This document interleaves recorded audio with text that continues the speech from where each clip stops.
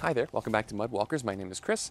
If you're watching this on YouTube, do all the like, share, subscribe things.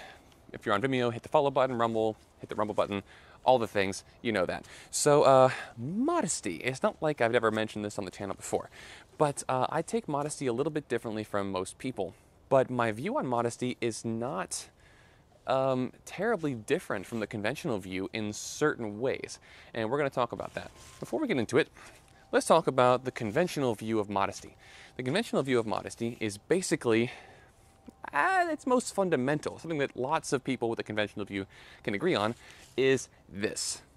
Never ever let anyone of the opposite sex see you naked, except for marital, sexual, medical, or hygienic reasons. Well, you know, necessary ones. So people can generally agree on that. Where things get a bit more fuzzy is in the particulars. Like, I've seen lots of different arguments over the years about, you know, necklines and sleeves and midriff and, you know, how short can shorts be before it becomes indecent, and swimsuits this and swimsuits that, and thonginis and bikinis and one pieces and two pieces, and swimming trunks for girls or not swimming trunks for girls, and blah, blah, blah, blah.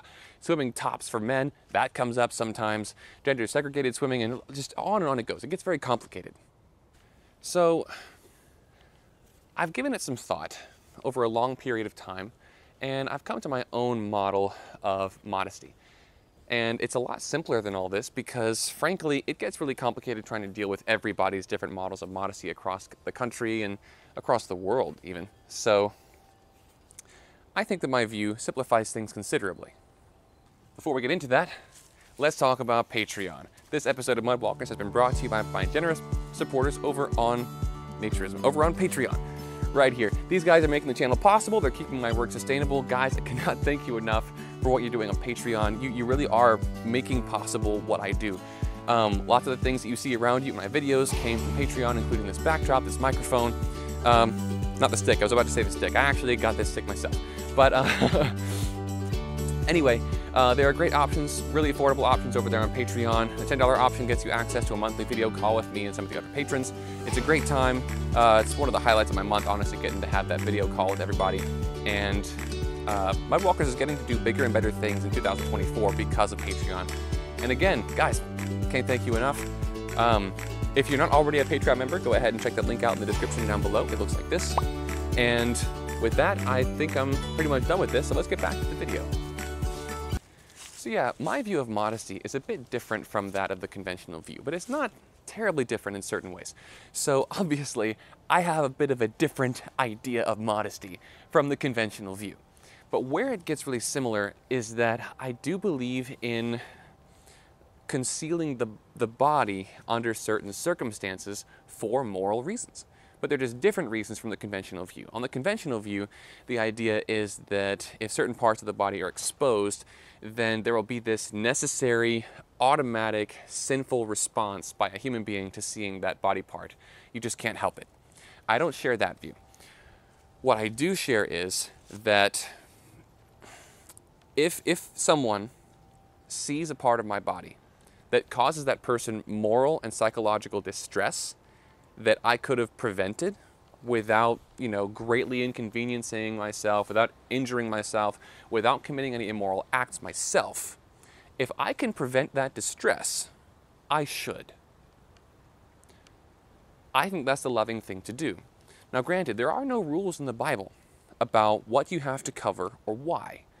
In terms of like the whole human species. There's no rule about covering genitals or nipples or necklines or midriffs or knees or butts or anything like that.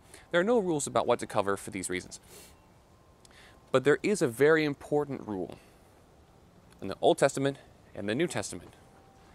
And it's this. This is my view of modesty. Is what I'm wearing an expression of love to the people around me?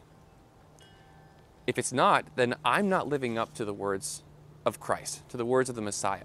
I'm just not living up to what he said, or to what Yahweh said in the Old Testament. because it comes from the Old Testament as well. It wasn't a brand new idea to Yeshua. It was an idea that he actually was deriving from the Old Testament, from the Torah in particular. But yeah, so that's my view of modesty. Always seek to dress in a way that is an expression of love to the people around you. If you can avoid distressing people or offending people, then by all means do that. But I'm careful to add that this is not a universal thing. And we know that it's not because Jesus did deliberately invoke large amounts of moral and psychological distress in the people around him. So did the Apostle Paul. People were greatly distressed at the things that the Apostle Paul and that Yeshua did. Or I guess I'm going to use the linguistic names to be Paulos and Yeshua. But yeah, so there is room for shock value. And look at the prophets in the Old Testament. The prophets in the Old Testament ran around naked sometimes. There's Isaiah. There's the prophet Micah.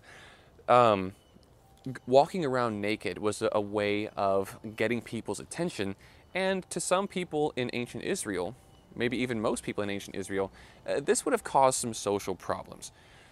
But these guys did it anyway. So it's a valid moral category. I think shock value has its place.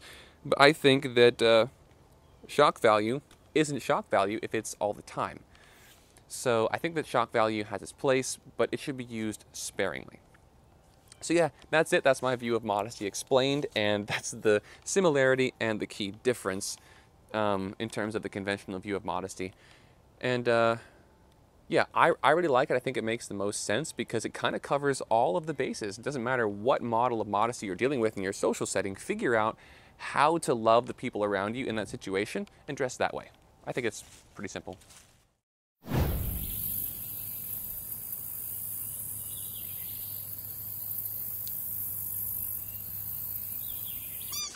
So yeah, my view of modesty.